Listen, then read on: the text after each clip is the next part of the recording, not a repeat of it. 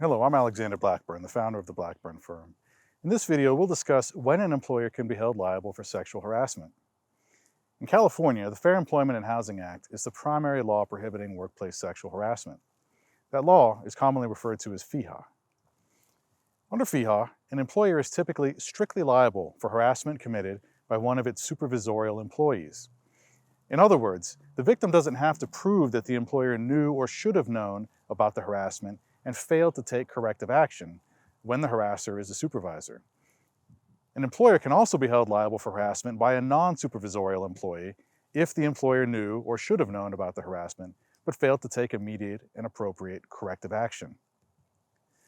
Sexual harassment by a non-employee, such as an employer's customer, can also give rise to legally actionable sexual harassment if the employer knew or should have known about the conduct and failed to take immediate and appropriate corrective action. The law also prohibits an employer from failing to take all reasonable steps necessary to prevent harassment.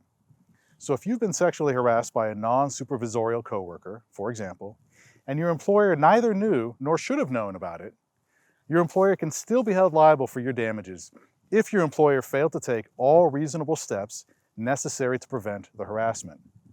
For example, if your employer knew one of its employees had a propensity to sexually harass others, but your employer did not take all reasonable steps to protect you from the problematic employee, then your employer could be held liable for the resulting sexual harassment.